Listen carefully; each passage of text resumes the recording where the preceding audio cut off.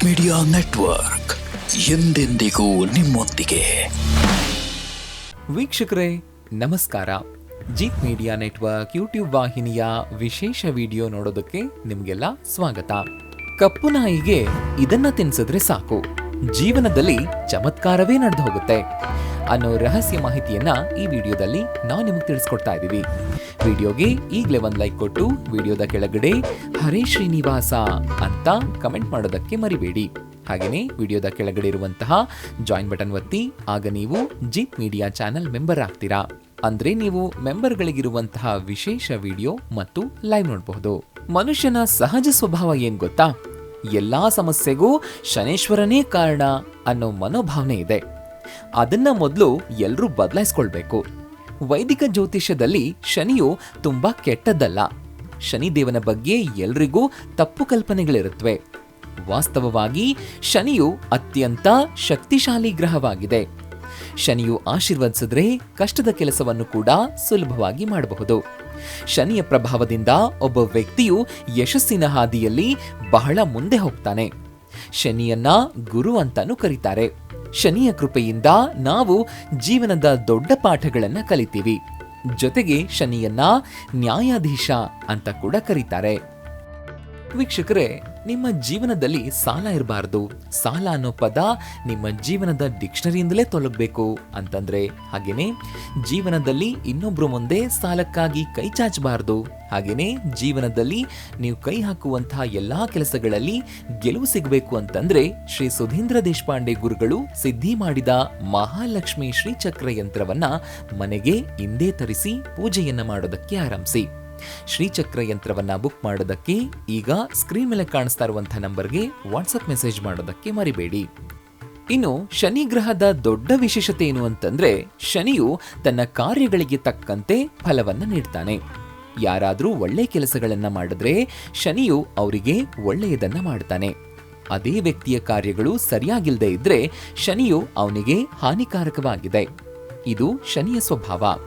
ಅದಕ್ಕಾಗಿಯೇ ಶನಿಯನ್ನ ನ್ಯಾಯದ ಗ್ರಹ ಅಂತ ಪರಿಗಣಿಸಲಾಗಿದೆ.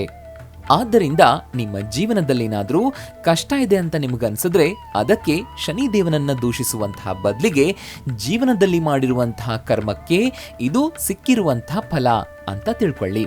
ಶನಿ ನೀವು ಮಾಡಿರುವಂತಹ ಕರ್ಮಕ್ಕೆ ಬಡ್ಡಿ ಸಮೇತ ಲೆಕ್ಕ ವಸೂಲಿ ಮಾಡಿಕೊಳ್ಳುವಂತಹ ದೇವರು ಅನ್ನೋ ಸತ್ಯ ಯಾವತ್ತೂ ಮರಿಬೇಡಿ. ಶನಿ ದೋಷವನ್ನ ಕಡಿಮೆ ಮಾಡ್ತೇವೆ ಅನ್ನೋದು ಸಾಧ್ಯವಾಗದ ಮಾತು. ಪ್ರಕೋಪ ಕೊಂಚ ಮಟ್ಟಿಗೆ ಕಡಿಮೆ ಆಗಬಹುದು, ಆದ್ರೆ ಶನಿ ದೋಷದಿಂದ ಮುಕ್ತರಾಗುವುದಕ್ಕೆ ಸಾಧ್ಯವಿಲ್ಲ. ಅದನ್ನ ಅನುಭವಿಸಲೇಬೇಕು. ಹಾಗೆ ಪ್ರಕೋಪ ಕಡಿಮೆ ಮಾಡುವಂತ ಕೆಲ ಉಪಾಯಗಳನ್ನ ಹೇಳ್ತೀವಿ. ಅದರಲ್ಲೂ ಕಪ್ಪು ನಾಯಿಯ ಉಪಾಯವನ್ನ ನೀವು ತಪ್ಪದೇ ಮಾಡಲೇಬೇಕು. ಈ ನಾಯಿಗಳನ್ನ ಸಾಮಾನ್ಯವಾದ ಪ್ರಾಣಿಗಳು ಅಂತ ಅನ್ಕೊಳ್ಳೇಬೇಡಿ. ಅಥರ್ವೇದದಲ್ಲಿ ನಾಯಿಗಳನ್ನ ಯಮನ ದೂತರಂತೆ ಚಿತ್ರಿಸಲಾಗಿದೆ. ಆದ್ದರಿಂದ ಈ ಕಪ್ಪು ನಾಯಿಯ ಉಪಾಯವನ್ನ ತಪ್ಪದೇ ಮಾಡಿ. ಹಾಗಾದ್ರೆ ಈಗ ಶನಿ ದೋಷದ ಒಂದೊಂದೇ ಉಪಾಯಗಳನ್ನ ಹೇಳ್ತೀವಿ, ಕೇಳಿಸ್ಕೊಳ್ಳಿ. ನೀವು ಈಗ ಮನೆ ಕಟ್ತಾ ಇರೋ ಚಿಂತೆಯಲ್ಲಿದ್ರೆ ಅಥವಾ ಕಟ್ಟಿರೋ ಮನೆಯಲ್ಲಿ ವಾಸ್ತು ದೋಷ ಇದೆ ಅಂತ ನಿಮಗನಿಸ್ತಾ ಇದ್ರೆ ತಡ ಮಾಡಬೇಡಿ.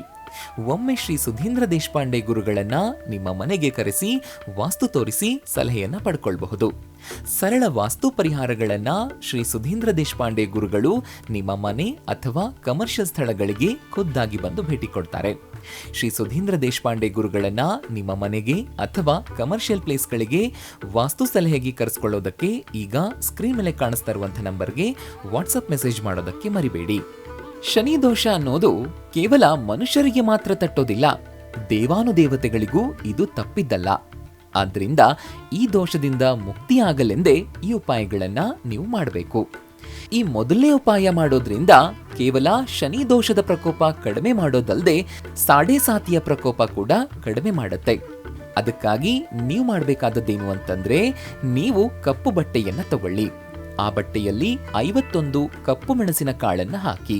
ಹಾಗೇನೆ ಅದರಲ್ಲಿ 11 ರೂಪಾಯಿಯನ್ನ ಹಾಕಿ. ಅದರಲ್ಲಿ 10 ರೂಪಾಯಿಯ ನೋಟು ಹೊಸದಾಗಿರ್ಬೇಕು.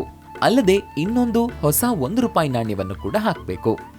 ನೀವೀಗ ಅದಕ್ಕೆ ಗಂಟಿನ ರೂಪ ಕೊಟ್ಟು ಕೊನೆಯದಾಗಿ ಅದಕ್ಕೆ ಕಪ್ಪು ದಾರದಿಂದ ಕಟ್ಟಿಬಿಟ್ರೆ ಸಾಕು. ಈಗ ನೀವು ಈ ಗಂಟನ್ನ ಯಾವುದಾದ್ರೂ ಶನಿವಾರದಂದು ಸೂರ್ಯಾಸ್ತದ ನಂತರ ಶನಿ ದೇವಾಲಯಕ್ಕೆ ಹೋಗಿ ಪ್ರಾರ್ಥನೆ ಮಾಡಿ ಕೊನೆಗೆ ಆ ಗಂಟನ್ನ ಯಾರಿಗಾದ್ರೂ ಕೊಟ್ಟು ಬಂದ್ಬಿಡಿ. ಇನ್ನು ನೀವು ಯಾವ್ದಾದ್ರೂ ವ್ಯಾಪಾರ ಮಾಡ್ತಾ ಇದ್ರೆ ಆ ವ್ಯಾಪಾರದಲ್ಲಿ ನಿಮ್ಗೆ ನಷ್ಟ ಆಗ್ತಾ ಇದ್ದಲ್ಲಿ ಈ ಉಪಾಯವನ್ನ ತಪ್ಪದೇ ಮಾಡಲೇಬೇಕು.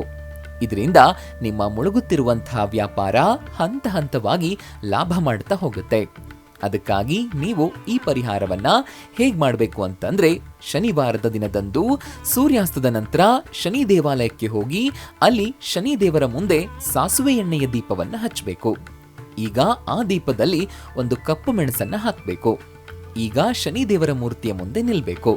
ಹೀಗೆ ನಿಂತಾಗ ಯಾವ ಕಾರಣಕ್ಕೂ ಶನಿ ದೇವನ ಕಣ್ಣಲ್ಲಿ ಕಣ್ಣಿಟ್ಟು ನೋಡಬೇಡಿ.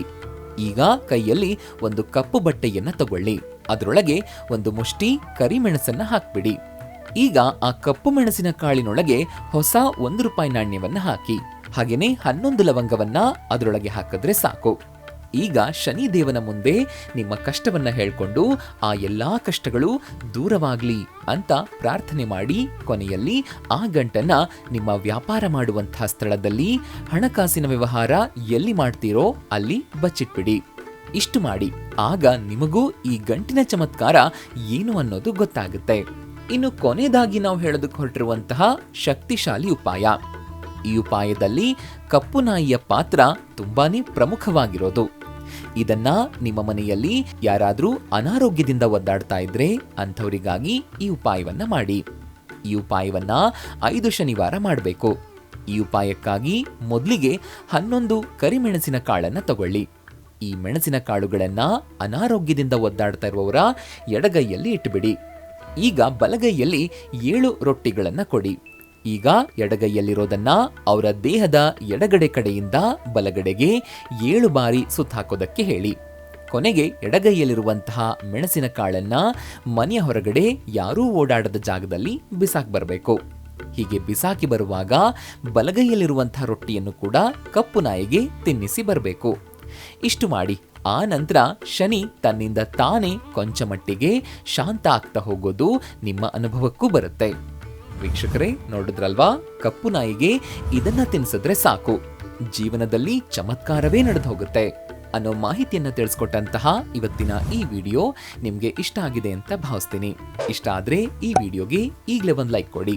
ಅಷ್ಟೇ ಅಲ್ಲ, ನಿಮ್ಮ ಸ್ನೇಹಿತರಿಗೆ ಮತ್ತು ಸಂಬಂಧಿಕರಿಗೆ ಈ ವಿಡಿಯೋನ ಶೇರ್ ಮಾಡೋದಕ್ಕೆ ಮರಿಬೇಡಿ. ಜೀತ್ ಮೀಡಿಯಾ ನೆಟ್ವರ್ಕ್ ಚಾನೆಲ್ನ ಸಬ್ಸ್ಕ್ರೈಬ್ ಆಗಿ, ಹಾಗೇನೆ ವಿಡಿಯೋದ ಕೆಳಗಡೆ ಇರುವಂತಹ ರೆಡ್ ಬೆಲ್ ಐಕಾನ್ ಪ್ರೆಸ್ ಮಾಡಿ ಆಲ್ ನೋಟಿಫಿಕೇಶನ್ ಒತ್ತೋದಕ್ಕೆ ಮರಿಬೇಡಿ. ಜೀತ್ ಮೀಡಿಯಾ ನೆಟ್ವರ್ಕ್ ವಿಡಿಯೋಗಳು ನಿಮ್ಗಿಷ್ಟ ಆದ್ರೆ ಈ ವಿಡಿಯೋದ ಕೆಳಗಡೆ ಇರುವಂತಹ ಥ್ಯಾಂಕ್ಸ್ ಮತ್ತು ಜಾಯಿನ್ ಬಟನ್ ಪ್ರೆಸ್ ಮಾಡಿ ನಮ್ಮ ಪ್ರಯತ್ನವನ್ನ ಬೆಂಬಲಿಸಿ. ಜೀತ್ ಮೀಡಿಯಾ ನೆಟ್ವರ್ಕ್ ಸಮಸ್ತ ವೀಕ್ಷಕರಿಗೆ ಮಾತೆ ಮಹಾಲಕ್ಷ್ಮಿಯ ಆಶೀರ್ವಾದ ಸದಾ ಇರಲಿ ಅಂತ ಕೇಳ್ತಾ ಇವತ್ತಿನ ಈ ವಿಡಿಯೋನ ಇಲ್ಲಿಗೆ ಮುಗಿಸ್ತಾ ಇದ್ದೀನಿ. ನಮಸ್ಕಾರ.